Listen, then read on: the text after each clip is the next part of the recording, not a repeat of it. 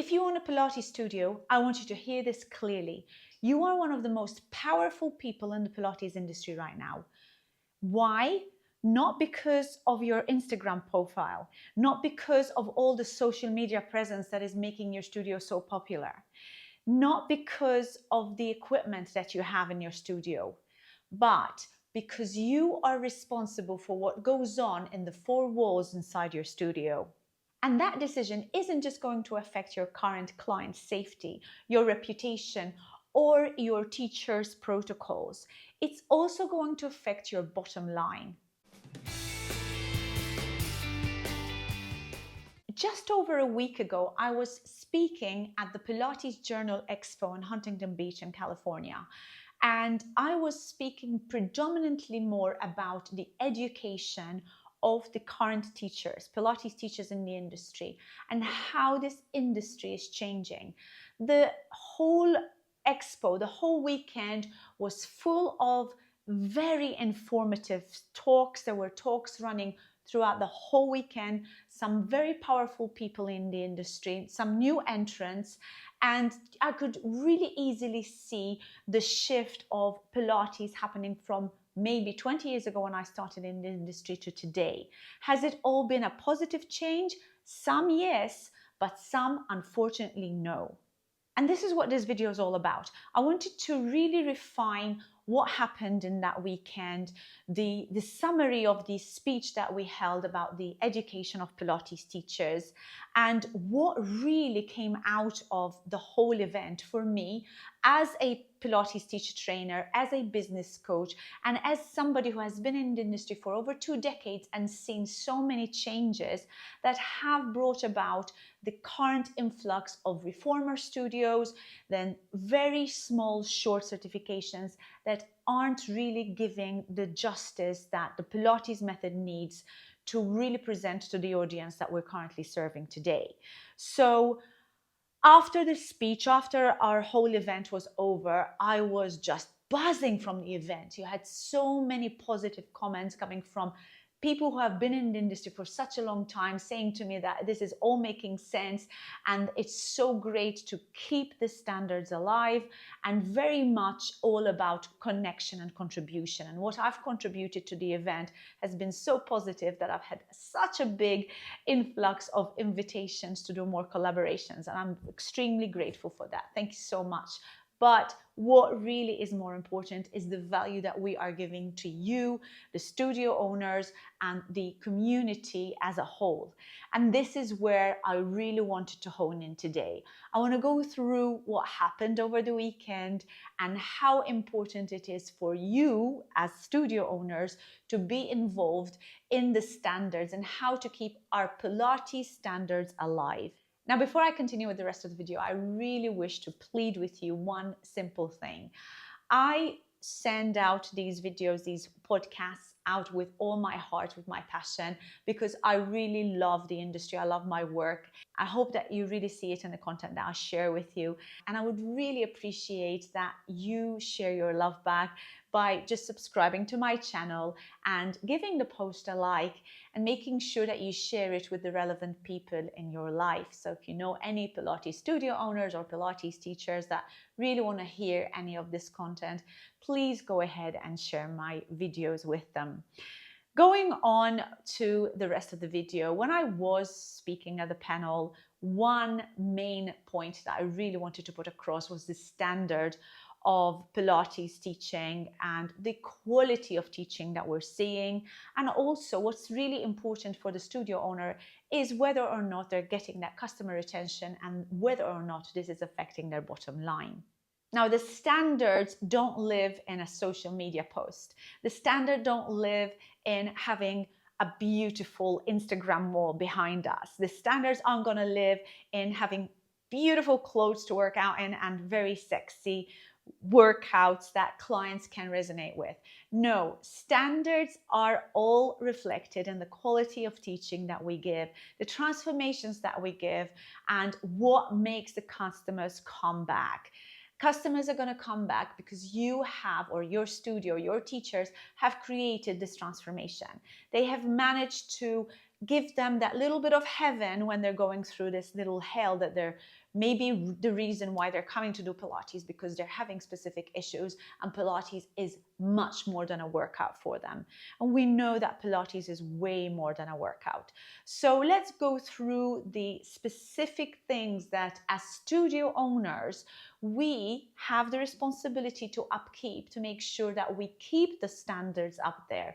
We are the key people who are going to make sure that we keep the standard alive by recruiting the right people, by not recruiting uncertified teachers, making sure that the certification programs that they're going through are truly dedicated to create a comprehensive workout for the client and to give the results that our clients want. At the end of the day, this is what's going to increase our bottom line.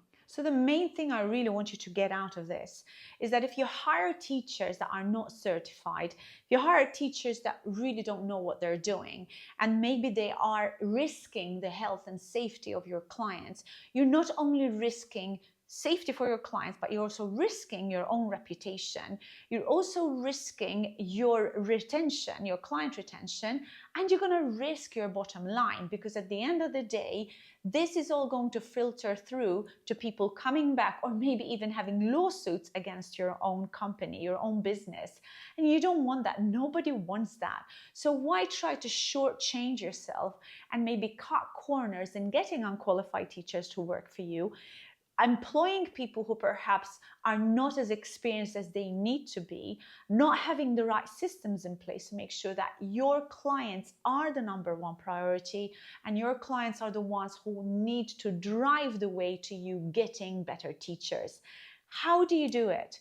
Well, I'm giving you some tips today to help you increase the standards. That is going to help you generate more income and at the end of the day, get more profits. I'm going to reverse all the way back to the year 2000 when Ken Endelman, the owner of Current Concepts, which is now Balance Body, was being sued by Sean Gallagher over a trade name. Now, this court case has been absolutely pivotal for our Pilates industry. The ruling was that the name Pilates was made generic, just like yoga is, just like Tai Chi is, and many other forms of fitness. What that meant was that anybody could be teaching something that perhaps looks like Pilates, but it isn't Pilates, and they can still call it Pilates. So as far as the whole industry is concerned, it has been an absolute amazing progress, because that meant that we could still continue with the work of Joseph Pilates without having to truly just go underneath one particular leadership, right? And then we could still continue the name working ethically according to Joseph Pilates' fundamental principles and concepts. Unfortunately, the industry has grown so much that it's just exploded to other different modalities. And nowadays, many forms of fitness are being taught on what looks like Pilates equipment and still being called Pilates. I'm not here to dispute or argue what kind of Pilates is right. What I'm here to do is to educate Pilates studio owners to make sure that they keep the standards of teaching alive by making sure that the teachers they have working for them are suitably qualified to identify which exercises to give to clients and which exercises not to give to clients. And how do you layer exercises on? This is all done in a comprehensive program. Now, this isn't something that I'm just saying. This is coming from years of being in the industry for a while, working thoroughly to stay fundamental to Joseph Pilates' principles and his work, and of course, observing and acknowledging industry leaders such as the Pilates Method Alliance and the National Pilates Certification Program. So these two organizations created standards both for teachers and for studio owners to make sure that they have a certain level of training before they're able to go out there and start working with clients. So let's look at the Pilates Method Alliance first. So the Pilates Method Alliance have created the ITTAP, which is a program for Pilates education centers and schools to put through the Pilates Method Alliance for approval and making sure that their education program is complying with the standards that are required by the Pilates Method Alliance. So the ITTAP sets minimum requirements for mat, reformer, and comprehensive programs, down to hours, categories, and what must be live and what could be included as an online program. For example, the ITTAP lists comprehensive programs as a minimum of 450 hours. That means that the hours that the school gives include specific minimums for lecture, observation, with live or virtual requirements, practice teaching, mentorship, and exams. And for individual certification, the NPCP, the National Pilates Certification Program, is giving us a standard of a specific exam that we must do as Pilates teachers once we have completed our 450-hour certification program.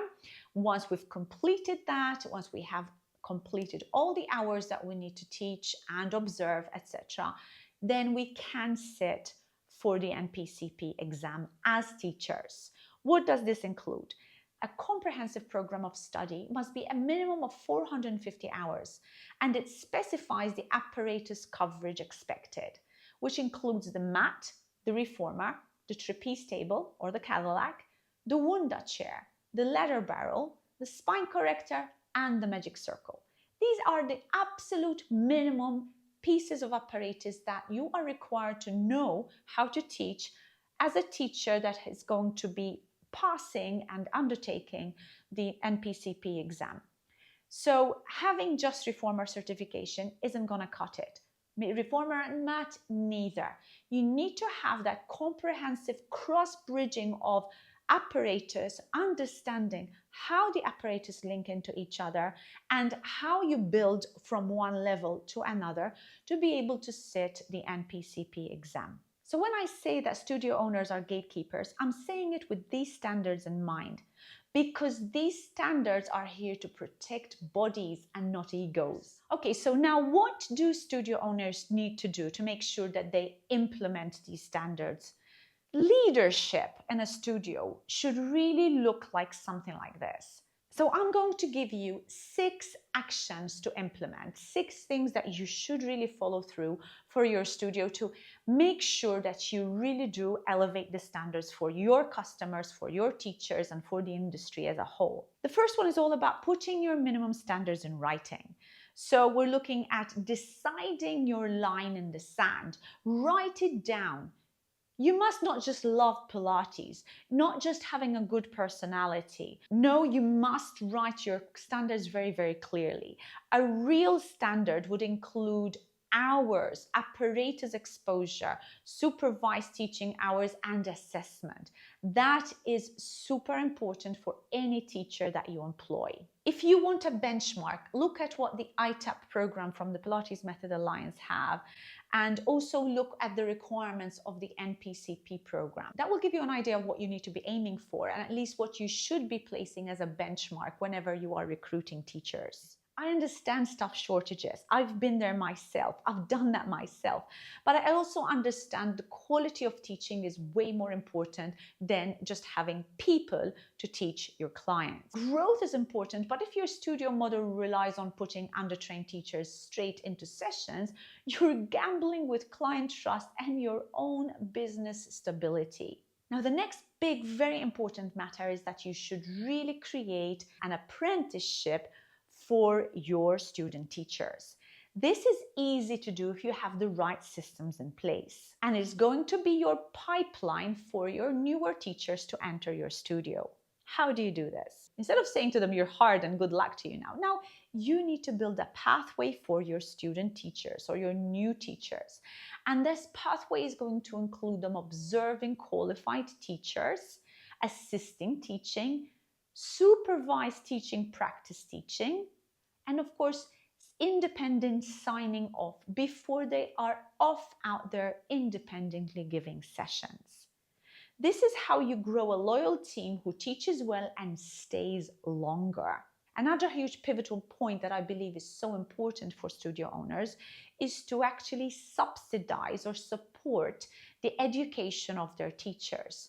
So an apprenticeship program would really benefit you as a studio owner, as well as benefiting your new teacher, because at the end of the day, you're supporting them financially and also gaining the best possible education for them, making sure that they still continue to safely teach your clients. Now, funding doesn't necessarily have to mean that you're paying every single thing for your student teachers. It could look like maybe giving them a stipend per module, or maybe covering exam fees once the milestones are met. Having a contract that says we invest in you, you commit to the studio, is really going to guarantee to the student teacher that you are there to support them and to support their growth. This is how studios create teachers without lowering standards. Then we must require live mentorship. You need to make sure that there is somebody in the studio giving that proper mentorship to your student teachers and able to correct them straight away on the spot without having to go through hurdles of understanding how and when you should be correcting your teachers. So this is where really truly standards are going to matter. And actually the MPCP highlights this very well. So the MPCP actually says that the key parts of the repertoire, teaching technique, and special populations must have an in-person or live virtual experience, not just watching a video, not just looking at recorded content. This is crucial for the student teacher to be able to feel it in their body and then to be able to translate that to the person that they're working with. And finally, you should make continuing education meaningful. What does that mean? It's not about just giving random workshops or allowing your student teachers to just take on random workshops so that they increase their CECs. No, make it more relevant to the clients that you're currently serving. Are you currently serving prenatal clients? Are you serving populations where there's so many back injuries, so many joint injuries? Wouldn't it be much better for you and your studio to really invest in the student teachers to gain more knowledge and more awareness of how to serve these populations and how to convert these injured people into stronger, happier clients? Now let's look at some business truths. A studio with suitably qualified teachers is going to have better retention, is going to get better results, better transformations for their clients. They're going to have a lot higher standards, and which means that they're going to be increasing their brandings. There's going to be less incidents, less accidents, safer teaching. There's going to be less insurance claims and fewer complaints and refunds. So all in all, this is going to be a way better situation for you as a business owner and a big step up for your studio in the branding. What does that mean? That you can confidently and with authority increase your rates. So please, I beg you from the bottom of my heart, do not confuse having high standards with having to follow simple old school rules that are no longer adequate because we have changed. Standards are there to help you keep that level high. You're raising the bar, and that's going to send signals to your community to show that you are the person, you are the studio to go to. Standards are business strategy. They also show that you care for your clients. Now, if you are a business owner and you're currently struggling to recruit people because you find that you don't have the right teachers in your area and you are panic employing people, so your recruitment process is becoming very much as fill in the gaps. I'm really struggling to get people, so I'll take whatever I can. Then maybe it's time we had a chat. I offer teacher training programs, comprehensive teacher training programs all over the world. Currently, I teach in spaces in Europe and in USA. I would be very happy to discuss any kind of teacher training program that would support your studio and your personal needs. The comprehensive level is important because the students, the teachers, get to find out how to teach on all pieces of apparatus, how to interlink every single piece of apparatus with each other, and how to layer the exercises so that you can modify an exercise or maybe step up an exercise to something that's more challenging to accommodate the more advanced practitioner. My students run through a 600-hour comprehensive program. My program exceeds the requirements from both the NPCP and the Pilates Method Alliance requirements. So you can be guaranteed that you have a decent teacher training, you're raising the bar, you're making your students happy, and you're also making your clients happy. And at the end of the day, that's what's going to increase your revenue. This is what you're after as a business owner. You're after better retention. You're after better customer service. You're after happier clients and more referrals. And what's that going to do for you? That's going to help you increase your bottom line. And perhaps, you never know, you might take it into yet another studio. So if you want to find out a little bit more about my teacher training programs and maybe have me host at your studio and teach your students, click on the link below. We can have a conversation to discuss whether my services are appropriate for your studio. And if not, of course, I can help you find a more suitable solution. If you are not a studio owner and you are looking to get certified as a comprehensive Pilates teacher, maybe upskill your current teaching skills, then have a look at my programs currently running in Spain, in Georgia, and very soon back into the USA, and look at how we run our programs. There's lots of information on the website, but yet again, if you need to have a conversation with me, there is a link for you to join me on a Zoom call, and again, we'll discuss your own personal needs. Now, this message is going to go out to all those studio owners in the community. If you want to be an authority in your area, maybe you don't want to be partnering with the big boys because you know that what they're after is your bottom line, then I would recommend that you reach out to me. We can have decent conversations about where your business is running and how we could plan to have teacher training programs regularly hosted at your studio. And finally, I would like you to answer this question for me. What is your biggest challenge right now? Is it hiring staff? Is it staff retention, time, or is it maintaining standards as you grow? And if you want more honest industry conversations, then click on the subscribe button, because Pilates is exploding and that is a good thing. But growth without proper education is not progress. It is the road to disaster. And remember, as a studio owner, whether you like it or not, you are the gatekeeper. Now, I hope that you have enjoyed this video and it has been proven useful for you, for your business, or maybe for your Pilates teaching journey. If you did, I'd love you to hit the like and subscribe. And don't forget to hit the bell so that you get notified every time I upload another video. Until my next video, goodbye for now.